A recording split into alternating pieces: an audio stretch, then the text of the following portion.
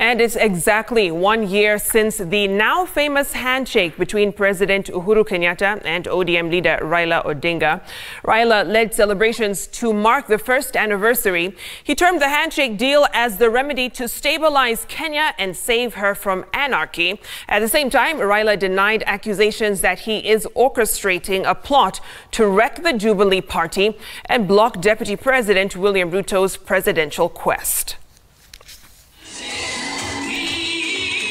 Putting up a defense on the memorandum of understanding he made with the president at Harambee House on this date last year, Raila said the deal was not a ploy to eclipse DP Ruto's 2022 presidential plans. Raila has never been in Jubilee, so he doesn't attend meetings in Jubilee so that he can bring divisions in Jubilee. He's not attending cabinet meetings so that he can bring divisions in cabinet. Odinga projecting his stature as the Africa Union envoy to downplay the shadow boxing and competition with DP Ruto. The opposition chief claiming he was not playing in a local juvenile league. Sasa mimi nacheza Super League. Hili nyumbani nimewacha nyinyi. Wacha mimi nicheze huko juu na Ronaldo na Messi na wale wengine. Raila says despite the newfound peace with Uhuru and his close allies, the raging verbal war between him and the deputy president was nothing but a misunderstanding of the renewed war on corruption. Selective prosecution, targeting predetermined individuals and projects, steamrolled by a narrative of convenient lies and falsehood and propaganda, is not a fight against corruption. The war against corruption does not target any person or any individual or any community. It is just corruption is a cancer which must be dealt with in our country. Although fashioned as the political solution to Kenya's volatile, divisive elections, the handshake deal has triggered divisions within the Jubilee party, with DP Ruto's allies suspicious of Odinga's intention.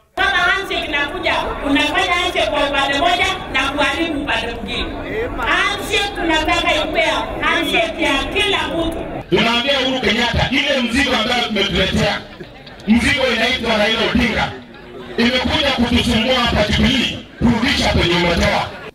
Uhuru wanted to leave a legacy. And I told him, the way things are going, there will be no legacy you're going to leave.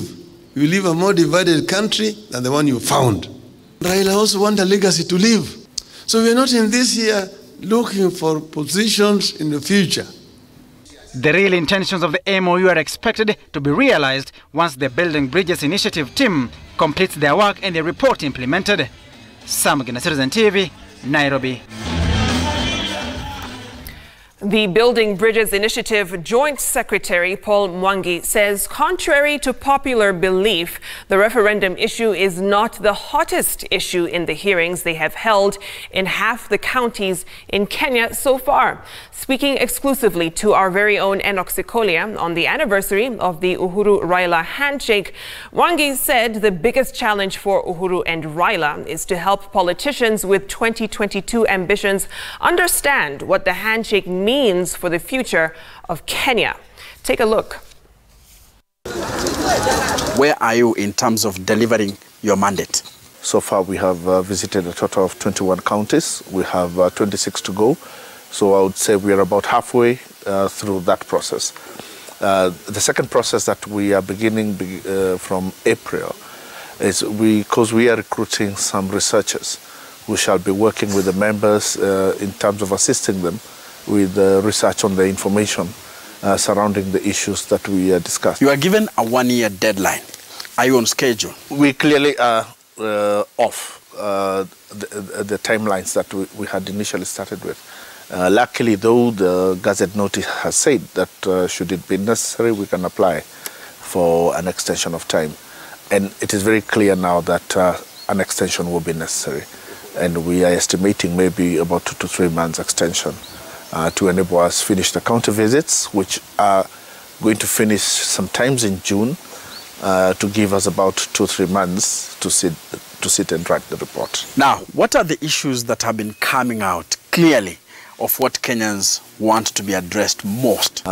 People either concerned about the role the judiciary is playing or not playing in tackling corruption. Some commonly feeling that the sentences are too low. Commonly feeling that the processes of taking back what has been stolen, asset recovery, is slow or non-existent. So there are themes that come out and concerns that are clearly common throughout all the counties that we visited. Now, the referendum issue, it has been there in the political circles since or after the 2017 elections.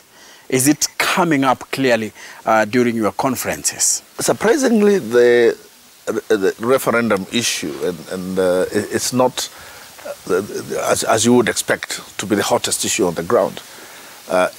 When you talk to people, it's just one of the issues that arises. In fact, emotions that come out even more stronger are emotions concerning devolution and concerning corruption, and sometimes even regarding national ethos. So a lot of the heat about constitutional change is in the political talk that is there and among politicians. And you also hear it a lot when politicians come to address the county visits. Something like the handshake and BBI is bound to cause a lot of feelings of insecurity among politicians, because people want to know for sure what is there, what is going to come out, so that they can be able to plan around it. So there has been a sense of political insecurity among politicians, and therefore some respond by attacking, and because they don't understand it is a threat to them, and therefore the likely reaction they have to it is to attack it. But the intention from our point is to see how we can cement what we have today to be the way the future is going to be. It's very good that we have lived in the peace and tranquility that we have done over the last 1 year. The challenge that we have is how do we make that our national life.